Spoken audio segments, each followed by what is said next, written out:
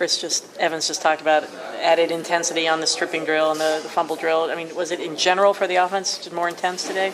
Yeah, it's just getting back to the basics, focusing in on what got us to this point.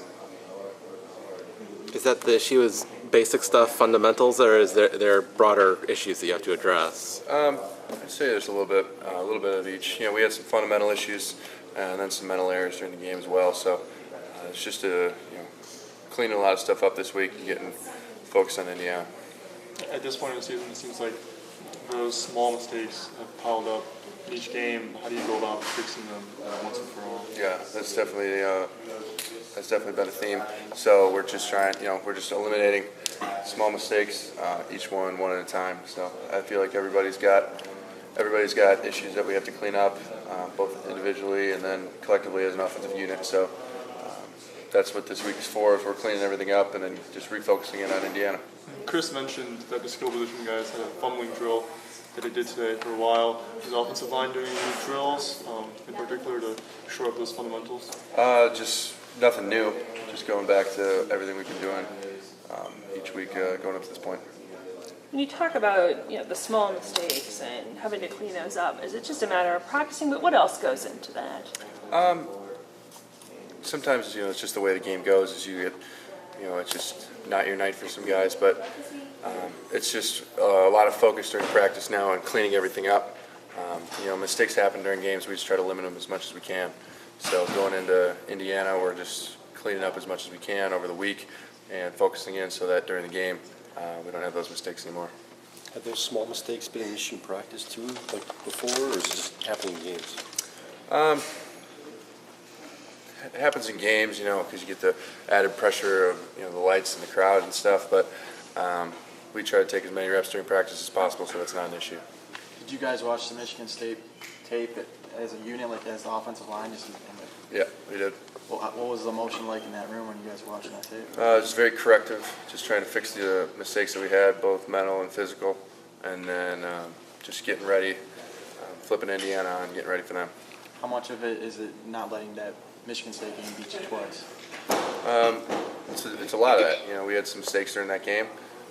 Like I said, both physical and mental. And then Michigan State's got a great defensive unit, so sometimes they get you, but we shot ourselves in the foot a couple times. So we're just cleaning that up and then focusing in on what Indiana does and how we can exploit that. Ben, have the linemen, have you guys kind of talked to Nolan and Jawan a little bit throughout practice, that kind of thing? We just keep everybody's spirits high. Everybody's playing. Everybody's got their role on the team, and those two they've been battling it out since camp. So it's nothing really new. Are you guys doing any mixing and matching this week? Or are you still playing the same spots? Everybody's really in the same spots. There's some guys that play multiple spots during practice, so we always have in the back pocket. So nothing incredibly new. Do you anticipate any? I mean, it seems like you guys probably have your 5 right now, or 5 or 6. Do you anticipate any change on the line? Yeah, I mean we've got our good core group that we've been going with in the last few games. So people are always making pushes, and everybody's always getting better. So you could see someone come in. I mean, we've had Caesar come in as our extra lineman. We've had Juwan come in as our extra lineman. There's always guys that are ready to play. How do you expect this line to be better to this next week? Yeah, we're just going to have incredible focus and get ready to go and play a very physical game against Indiana. A lot of people, particularly social media, were really hammering on John, and he took full responsibility for those 3 interceptions, but at the same time, it's probably not reasonable to blame the whole game on him. What have you guys kind of talked to him about, and kind of the message to John? Yeah, I mean we've talked to John. John's a tough kid, so he'll be fine. Not too worried about John. He'll be ready to go for Indiana. And like I said before, everybody had mistakes, both individually and as a unit. So we're just cleaning those up this week. You guys look at it as, there were 5 turnovers, 1 offensive possession away, in theory, I guess, from winning that game. Do you guys think of it that way? 5 turnovers sticks out, yeah. So, we definitely see that number, and it's definitely something to clean up.